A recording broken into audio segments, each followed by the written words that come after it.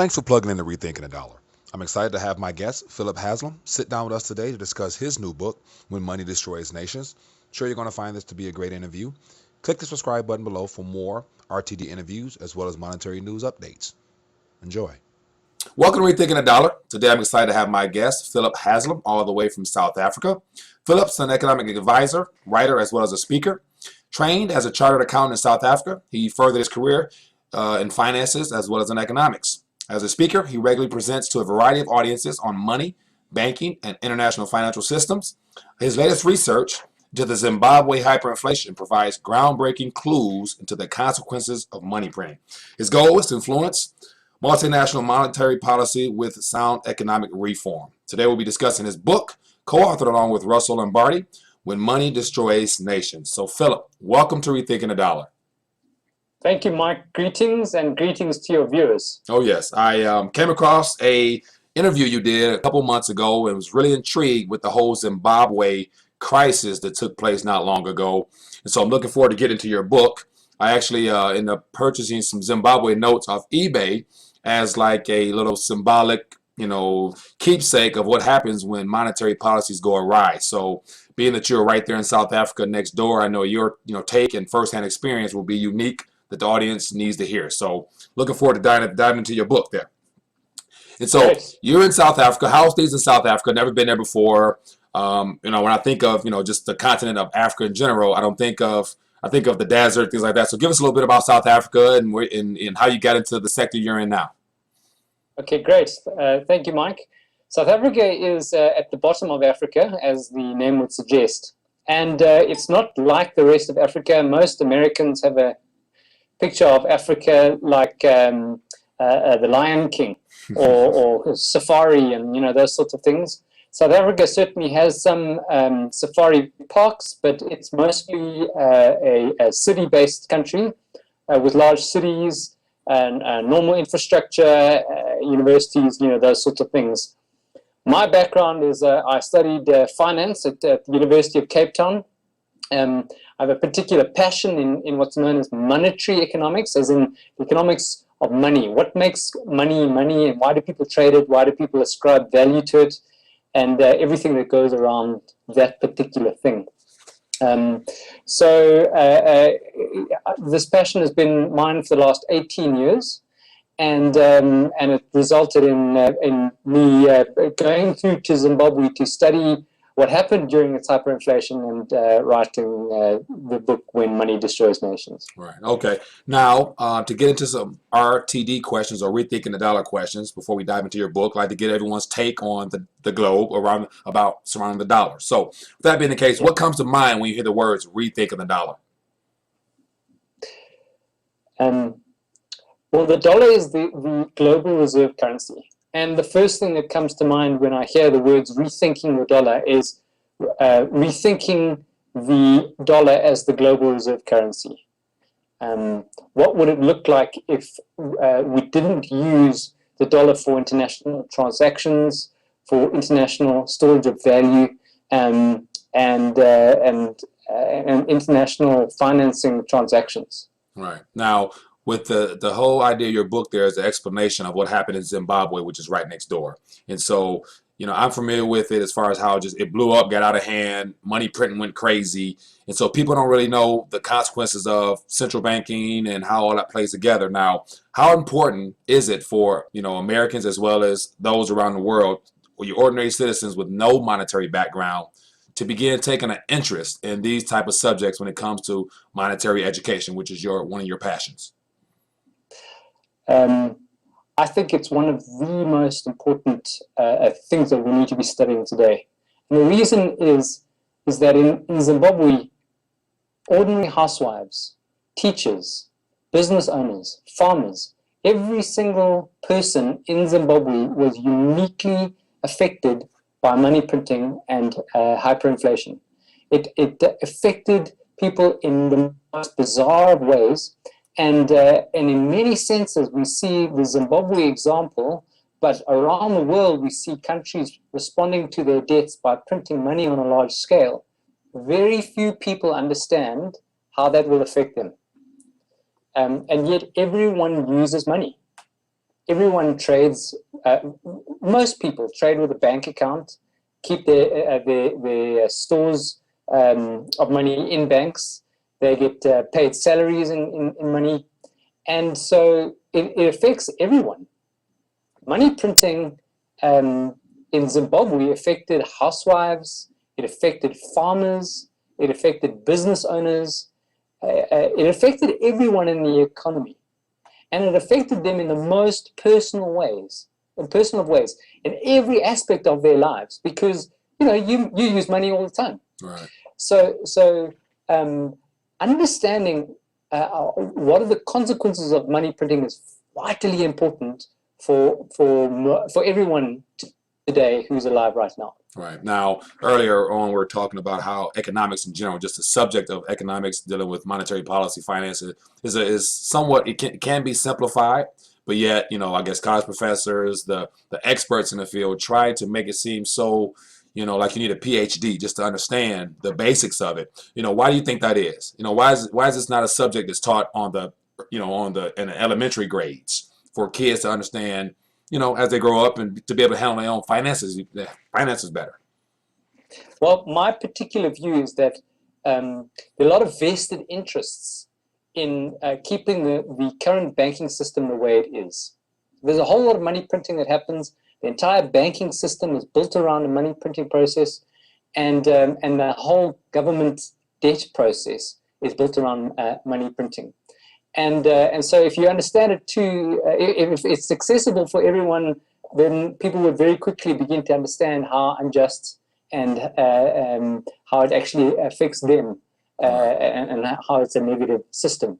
So from my perspective, you hear central bankers talking that you'll never be able to fully understand what they say. They use jargon and they use words that are extremely difficult to comprehend and actually put together in any sense of meaningful understanding. But money and banking themselves as concepts are very simple. And those people who will apply their minds and get access to material which explains it clearly, it is accessible, and you will be able to understand it if you look at it properly. Right. Now, before we get into the book details, if Philip Haslam was given a chance to, I guess, deliver the global state of the economy address, if all cameras were glued in on you, standing at the podium, you having a inside look at what happened in Zimbabwe, as well as what's going on from an outside perspective, what's going on in America, as well as every other country around the world, what would you tell the audience looking at you right now at the camera? Well, the global economy is summed up with two main pillars. The first pillar, and it's the main pillar, is debt. The global economy is so far in debt in every country, at every level of society, that there's no reasonable ability for most people to repay those debts. That's at government level. It's at business level. It's at individual levels. At every facet of society, debt saturates trade. It saturates the banking system, and so we're at a place in history where debts are becoming due. It's starting off with countries like Greece and many of the Mediterranean countries in Europe, but it's not only towards them. If you look in America, for instance, Mike's just been telling me about how has declared bankruptcy, and they're looking at implementing an insolvency plan. But that is something that's across the world a problem. So the standard response that governments have, they actually have three alternatives when it comes to debt. First alternative is that they can increase taxes. And so what you're seeing now is governments increasingly looking to take away private property rights through taxation, and making it very difficult for individuals to actually own things without getting governments actually taking them. The second thing is governments that have significant debts. They could declare insolvency to some degree. They could go bankrupt or they could default on their debts. Now, that's a very unpleasant scenario because the very next day that government wouldn't be able to pay any of its expenses. Right. It wouldn't be able to borrow any further. And the economy where that government defaults typically has a massive credit crunch, a banking crisis, and it's a very negative and very painful experience. Okay, so when I talked about there's two pillars, the first is debt. The second pillar of our global economy is money printing, and this is the third option that governments have when it comes to responding to their debts. And this is something that governments around the world, particularly in Europe, America, Japan, and England, they have said that they will respond to their debt crises with money printing. And to the extent that it's the whatever it takes response, using money printing to repay their debts. Now, that's not something that's a unique thing or has been new. In fact, very few people know the statistic, but in the last 100 years, there have been 52 incidences of hyperinflation. Wow. 52. That's an average, one every 2 years. Right. And there's a fairly standard process that leads a country into hyperinflation, which is go into debt, expand credit, get a government which is really top heavy and is consuming significantly. And then when a credit crisis typically comes, and in response to that credit crisis, the government begins to print money to repay its debts and continue spending money on a daily basis. It's what happened in Zimbabwe in 1997. So during the early 90s, Zimbabwe were expanding debts. In particular, they were borrowing from the World Bank. So as the World Bank withdrew its credit facilities and funding lines, there was a run on the currency. People withdrew their cash out of the country. They sold Zimbabwe dollars en masse, and the government responded to the credit crisis by printing money. Okay, it then took 11 years for that printed money to work its way through the system and to cause the hyperinflation that Zimbabwe is so well known for. The final collapse of the currency was in 2008, end of 2008, beginning of 2009. But people see these last 3 years of hyperinflation in Zimbabwe, but actually it was 11 years in the making, and it was in response, first of all, to the credit crisis and the fact that Zimbabwe had so much debt, and secondly, to the decision of government to turn to money printing to repay those debts. Yeah, wow. Now let's dive into your book a little bit. When Money Destroys Nations, you kind of gave us a synopsis of what happened years ago, leading up to what just happened not too long ago. Give us a little bit about how you came about. Why was the story important about telling right now in this particular time? How did that book come together?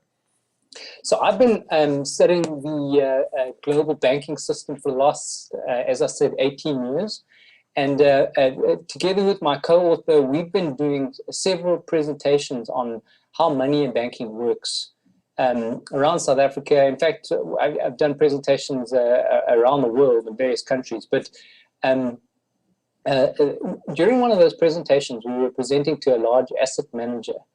And my co-author, Russell Lamberti, said to me, he said, we've got an example of what happens when a country prints money right north of our borders in South Africa.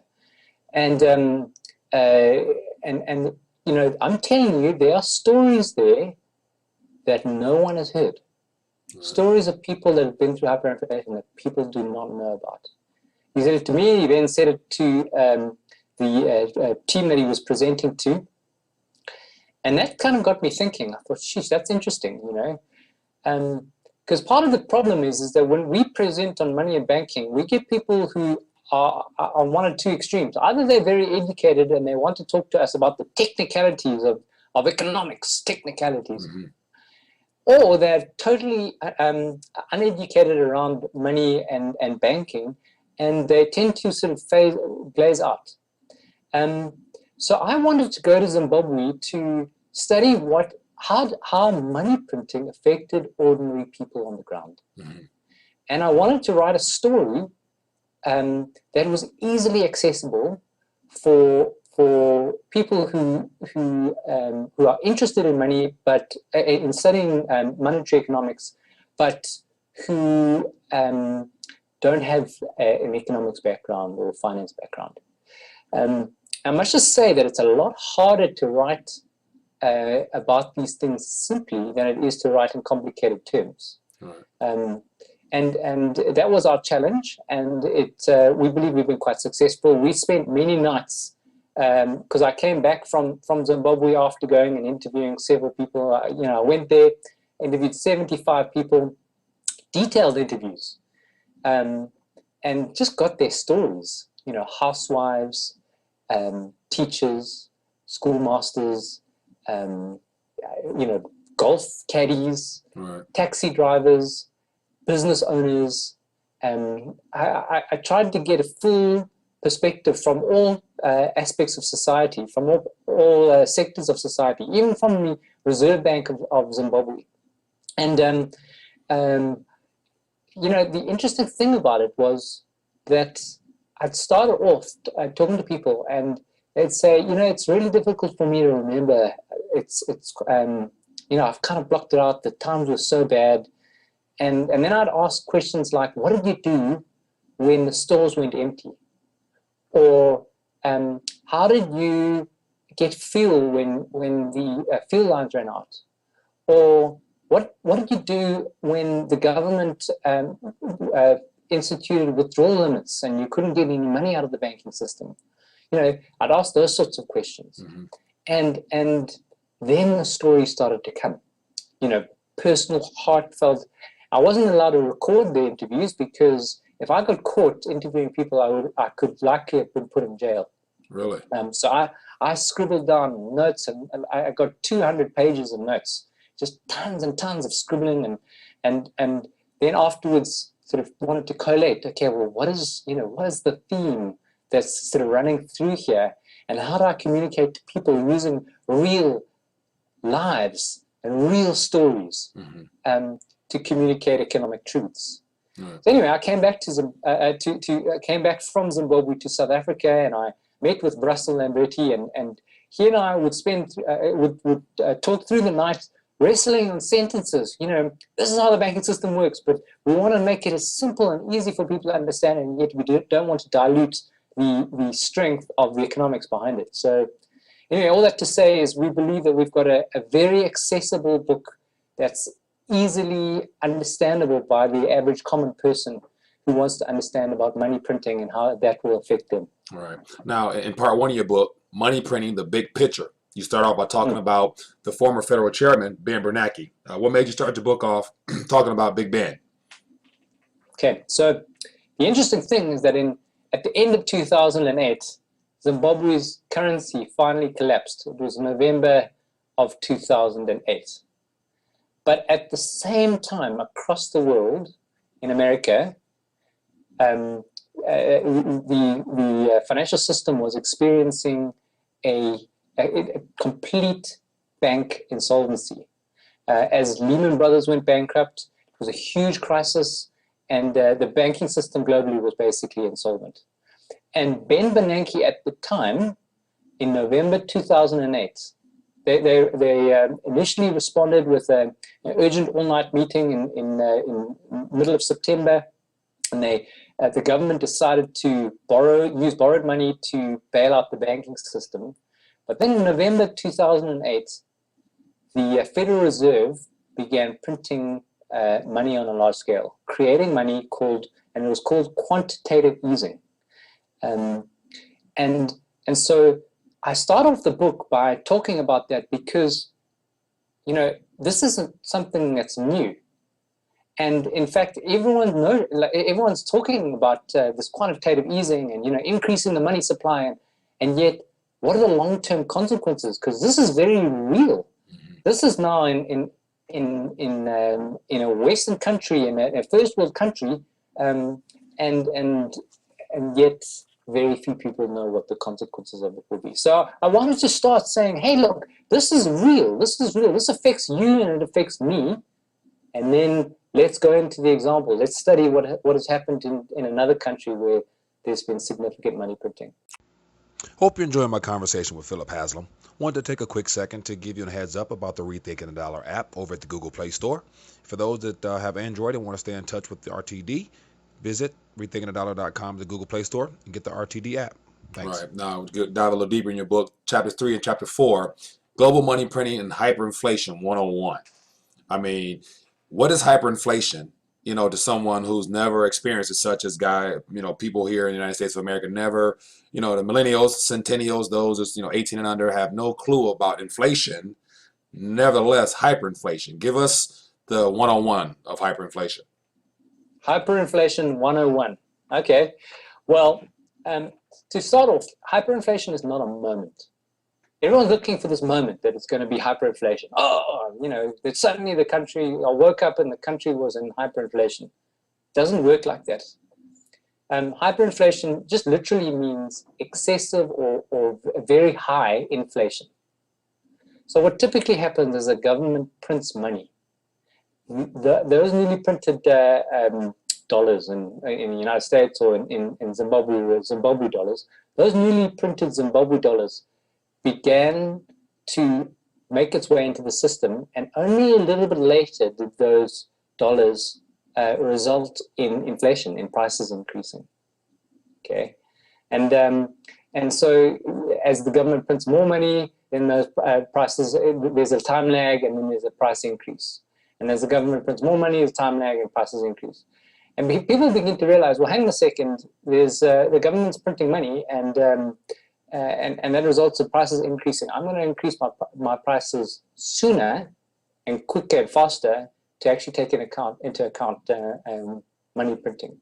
And so you get this acceleration of prices beginning to rise. In chapter 5 of our book, we talk about the detailed economic processes, a very accessible language of, as money printing begins to accelerate, it has some key effects. One of them being that stores begin to empty. This concludes part 1 of my discussion with Philip Haslam. I want to encourage you to get a copy of his book, When Money Destroys Nations. Scroll down below, click the link to the RTD bookstore, which will take you directly towards his book. Also, leave us a comment. We would love to hear your thoughts on the interview thus far.